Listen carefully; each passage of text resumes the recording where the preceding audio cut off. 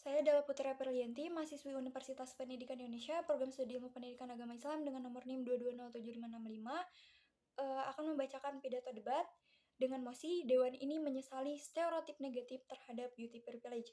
Adapun pidato debat akan saya mulai dalam hitungan ketiga. 1, 2, 3. Beauty privilege merupakan keistimewaan yang dimiliki seseorang karena mempunyai penampilan fisik yang lebih menarik daripada orang lain.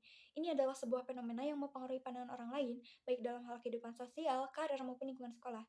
Beauty privilege umumnya membawa efek positif bagi internal, seperti memperoleh kesempatan yang lebih banyak dan tidak dimiliki oleh orang dengan fisik yang standar. Namun di balik itu, beauty privilege juga memiliki dampak negatif bagi eksternal, seperti diskriminasi, perasaan cemburu, kecemasan sosial, perasaan rendah diri, dan ketidakpuasan terhadap diri serta konflik. Sebagai contoh kasus beauty privilege adalah kasus narkoba salah satu aktor pria Indonesia.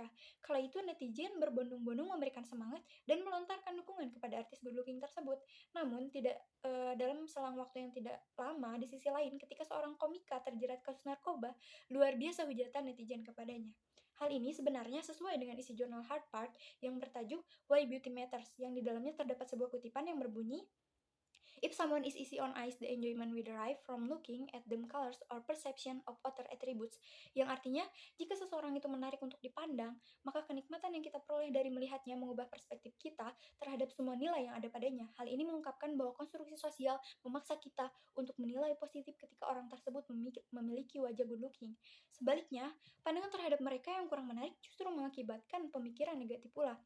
Namun Dewan Juri yang terhormat, sebenarnya masyarakat telah keliru. Beauty privilege tidaklah selalu terjadi pada setiap orang yang berpenampilan menarik. Kini beauty privilege hanyalah menjadi stereotip negatif saja. Ini merupakan hal yang bersifat perspektif dan argumentatif yang dapat merugikan bagi banyak pihak. Jikalau stereotip ini terus terjadi dan argumen-argumen mengenai beauty privilege ini diterima mentah-mentah oleh semua pihak, maka kualitas orang-orang yang memiliki paras cantik maupun tampan akan selalu diragukan. Bahkan sebenarnya tanpa kita sadari hal ini memang sudah terjadi. Ketika ada seseorang yang memiliki paras cantik dan memiliki karir yang bagus, maka masyarakat dan lingkungan kerjanya akan otomatis mencap bahwa itu adalah beauty privilege.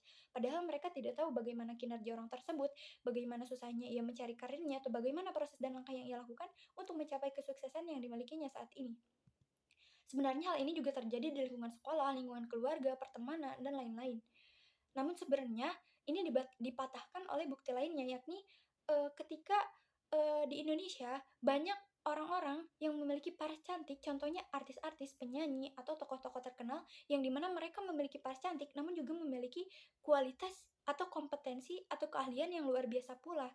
Dewan juri yang terhormat, sebenarnya karena stereotip ini yang mengakar, orang-orang yang memiliki paras cantik maupun tampan akan selalu frustasi dalam hidupnya. Ini tentunya tidak memiliki nilai keadilan di dalamnya. Mereka akan selalu berpikir bahwa pencapaiannya merupakan hasil penilaian parasnya, bukan kualitas dirinya. Padahal dari situ mereka telah bersusah payah untuk mencapai kesuksesan yang mereka miliki saat ini. Namun nyatanya tidak dihargai di mata umum atau masyarakat. Namun sebenarnya bukan hanya itu, seseorang atau sekelompok orang yang memiliki pandangan atau stereotip negatif terhadap beauty privilege akan menjadi orang yang tidak akan bisa maju dalam hidupnya. Ia akan selalu insecure, menganggap bahwa usaha dan kinerja yang ia lakukan akan selalu dinilai secara subjektif atau tidak objektif. Ini sesuai dengan survei Real Beauty yang dilakukan oleh lembaga survei Independent Research International. Hasilnya, pada 2.000 orang di Asia, termasuk Indonesia, hanya ada 3% wanita, 1%-nya wanita Indonesia yang berani menyatakan dirinya cantik. Hal ini menyimpulkan bahwa insecure selalu dirasakan oleh masyarakat, khususnya oleh wanita. Hal ini memiliki kecenderungan untuk menyalahkan dirinya dan juga orang lain, sehingga akan selalu memandang negatif atas pencapaian orang lain. Tentunya ini harus menjadi fokus kita bersama karena berbahaya untuk karir lingkungan hidup sekelompok orang tersebut maupun juga keharmonisan dalam lingkungan hidup bermasyarakat. Dewan juri yang terhormat, sebenarnya ada beberapa poin yang dapat kita lakukan untuk mengatasi stereotip negatif ini. Yang pertama adalah membentuk standar kecantikan yang sehat. Masyarakat dapat membentuk standar kecantikan yang sehat dan menilai individu berdasarkan kemampuan dan prestasi, bukan hanya penampilan fisik, serta mensosialisasikan kepada masyarakat bahwa cantik itu tidak berkriteria harus kulitnya putih, badannya tinggi, hidungnya mancung. Namun ada beberapa kriteria kriteria lain yang bisa kita gunakan. Yang kedua adalah fokus pada kemampuan dan prestasi. Kita dapat memfokuskan pada kemampuan dan prestasi individu, sehingga kualifikasi mereka sejajar dan dapat diperoleh karena kompetensi mereka. Yang ketiga adalah mempertingkatkan atau meningkatkan kemahiran dan kompetensi. Pemerintah dapat membantu meningkatkan kemahiran dan kompetensi setiap individu atau masyarakat sehingga mereka dapat memperoleh posisi yang mereka inginkan tidak hanya berdasarkan penampilan fisik, tetapi kemahiran dan kompetensi yang mereka miliki.